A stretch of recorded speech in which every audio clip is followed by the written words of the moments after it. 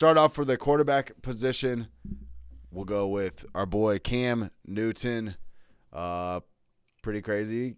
We're talking about Cam Newton, week 14 of the fantasy football season. You like this one? I don't know how I feel about if I'm in a spot where I need to, secure a win for this week. I don't know how much I'm going to trust Cam Newton. You're talking about possibly playing him in this matchup, but I don't know how I feel about it. Yeah, so I'm in a scenario where it's a win and get in situation. I win and I'm in the playoffs, and I have Stafford and Cam Newton. And I mean, at the first glance, it might be easy. Like, hey, play Stafford, especially after seeing what Cam Newton did last week. But Stafford, obviously, you're still playing him. But a tougher matchup on the road Monday night. They're in Arizona against the Cardinals. Cardinals pass defense is pretty tough. So, and I know the last time you saw Cam Newton, he was getting benched against the Miami Dolphins a couple weeks ago. I think he completed like 4 or 5 passes in the whole game, so he didn't play very good. But I do have some reborn confidence in Cam Newton to come back this week at home against the Atlanta Falcons. They're coming off a bye. They did fire their offensive coordinator, Joe Brady, so it's going to be a new offensive system that they're implementing here. Probably one that fits more well-rounded for Cam Newton and his rushing ability compared to the one they had implemented before with Joe Brady and Sam Darnold. But, I mean, for what it's worth, Cam Newton, a rushing touchdown in all 3 games since he's returned to the NFL with the Panthers. And then the Atlanta Falcons, they're not very good on the defensive side of the football. They've allowed 25 or more points to the opposing quarterbacks 50% of the time. So, literally, you got a 50-50 chance here if he's going to score 25 or more points. I would beg to differ that he's on that positive side of where he will score over 25 points just because he does offer that rushing upside where, he can get you 40, 50, rushing yards on the ground. And then, like I said, he's had a rushing touchdown in every single game. Christian McCaffrey is out. So, when they get in close, they're going to utilize him as the go-to goal line back. And then the Atlanta Falcons have also allowed the 4th most rushing yards to quarterbacks. Now, I know that stat can be kind of skewed depending on who they played. And, most quarterbacks aren't trying to run the ball very well. But, it's just a good – they don't have an answer for it. It's like arrow trending in the positive direction for, possibly starting Cam Newton this week if you're trying to secure the dub. So, yeah, I'm not mad at, taking a shot. Like I said, I know it was gross last week against Miami, but for what it's worth, as a Dolphins fan, and you even said it, Mike, Miami's defense has been playing lights out lately. They basically blanketed Lamar Jackson a couple weeks ago. They've just been playing really, really good football. So, back at home, off a bye, against a subpar Atlanta Falcons defense. I mean, yeah, I'm not mad at taking another swing at Killer Cam Newton. Yeah, I don't know if I just know I'm gonna be more pissed if I played him and he does bad than if he does. But like you're saying though, all these stats look like they're trending in a way that Cam Newton can put up some points. So yeah. I'm not mad at it, but I'm gonna be more upset if I play him and he doesn't do well than I will if I don't play him and he does good. I'm gonna be, you know what I mean? I'm gonna be more upset if I start him. Yeah, that's just my coming out of it, but I do definitely think it's a sneaky play if you need somebody in it right now. Yeah, no, I feel you. Let's go to Taysom Hill. Speaking of rushing quarterbacks, we got another one. You like Taysom Hill? Is that a start that man for this week? Yeah, I'm gonna start that man against the New York Jets. I mean, you can't beat it. I'm streaming the Saints defense this week, so it's the Jets. and notes. Yeah. I feel like I say that too much, but I mean, I don't know. It comes to a point where it's just like, yeah. I mean, yeah, it's the same. You're talking about the Jets, the Jags, a couple of these bottom teams, Steelers, just teams like that. Oh, yeah. Yeah.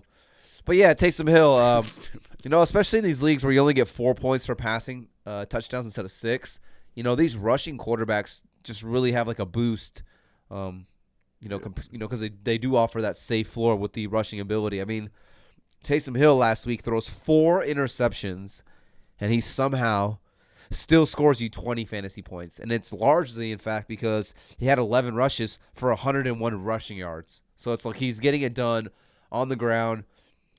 He also adds 264 passing yards through the air, 2 touchdowns. Kind of gets that long garbage time touchdown to, I think it was Deontay Harris, like a 60, 70-yard touchdown. Kind of zigged and zagged through the entire defense. A late touchdown with like 2-3 minutes left in the game. But, hey, those are fantasy points for my team, whether they come in the first 2 minutes or the last 2 minutes of the game. But, yeah, the New York Jets, Rush defense, not very good. I don't quote me on this. I believe that they give up the most rushing touchdowns in the NFL so far. So, they should be getting Kamara back. The New Orleans Saints. Mark Ingram has been ruled out. So yeah, I think when they get in close, it's going to be Kamara. But obviously it's kind of like Cam Newton 2.0 when it comes to Taysom Hill, and it's a good matchup against the New York Jets. Yeah, definitely a great matchup.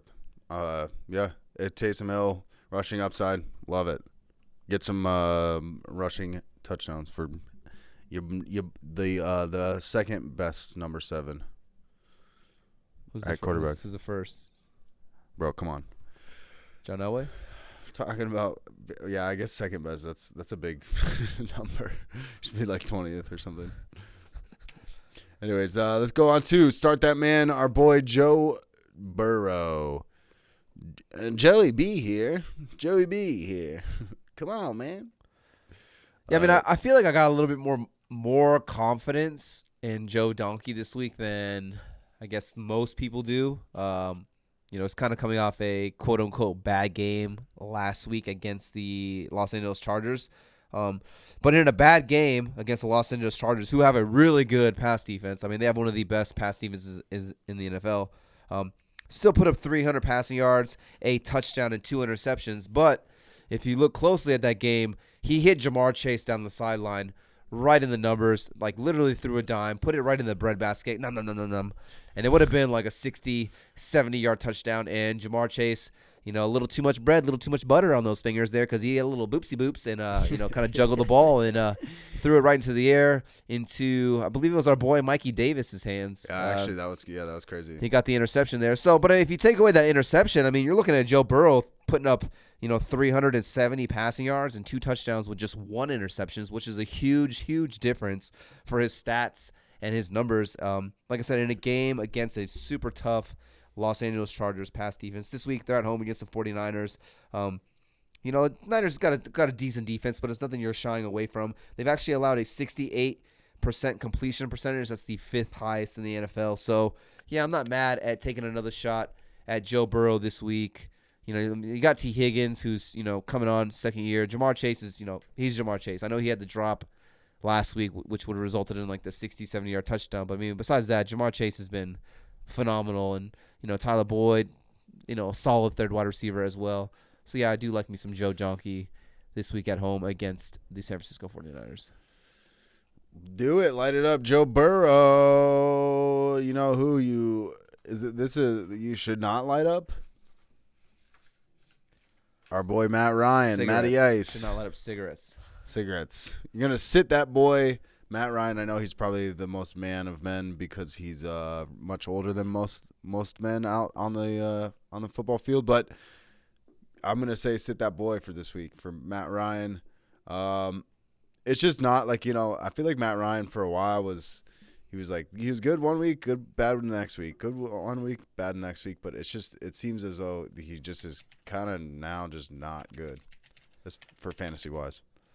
I mean, yeah, it's crazy to think that he's been in the league for 13 years. Yeah, he does. Yeah, it's and every time I think about that, the kind of sidetracking here, but as a Dolphins fan, one draft we had the first pick. We ended up taking Jake Long, who was the left tackle out of Michigan, and then we passed on Matt Ryan, who I, as a Dolphins fan, wanted Matt Ryan because we needed a quarterback, and it's like, okay, yeah, you get a left tackle to protect the quarterback, but we didn't even have a fucking quarterback. So it's like, what's the point of you drafting a left tackle for if you don't have a quarterback to block for? Anyways, I digress. But I always when I think of Matt Ryan and, even though he's having an up and down year and he's kind of had an up and down career at times too, just thinking, he's been in the league for 13 years. He's been the face of that franchise. I just always think of like, man, Miami should have drafted this guy way back in the day instead of some left tackle, and how different could things have been. But I digress. And yeah, I'm going to sit that boy this week. Like I said, they're in Carolina against the Panthers. The last time they played against the Carolina Panthers, he put up 5 fantasy points. Not very good. 146 passing yards, 1 touchdown, and 2 interceptions. And that was, I want to say Calvin Ridley was in that game. Don't quote me on that one. Probably not, actually. Don't quote me on that. But, Carolina Panthers, solid defensive backs. They go out and they get Stephon Gilmore halfway through the year. Dante Whitner, I believe, is his name. Don't quote me on that one either. No, that's probably not the right name either. But just another good cornerback. J.C. Horn, they draft him.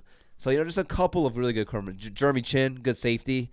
So just a really good defense. Having extra time to prepare, coming off the bye. Yeah, I don't like the Falcons this week. I'd probably be trying to fade every Falcons player, honestly. What about Cordero? I mean, minus Cordero, I guess, because he's kind of just been Kyle Pitts. Carl Pitts is one of those guys where it's like you have to play him, but he's just so good, and like defenses know that he's the best player, so they're just like doubling him. Yeah. And I think it was like last time they played, like they just basically shadowed him, double covered him, and they pretty much blanketed him. Russell Gage actually getting some, some touchdown work. But yeah, I'm with you on that. I'm gonna go ahead and sit that boy Matt Ryan, week 14. Hey, did you like that video? No, not the one of Big Ben completely eating shit when nobody even touched him. I'm talking about our fantasy football video we just did. You just watched. Well, guess what? That was just a clip from the full audio podcast. So if you want to check out the whole thing, links down below. AVG Fantasy Football Podcast, Stitcher, Spotify, all of them. Anywhere you can get audio podcasts, we're there.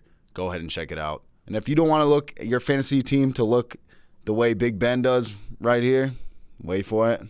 Come on, replay. This is your fantasy team. But that won't be your fantasy team if you subscribe to AVG Fantasy Football. So go ahead, subscribe and like this video. Subscribe to the channel and like.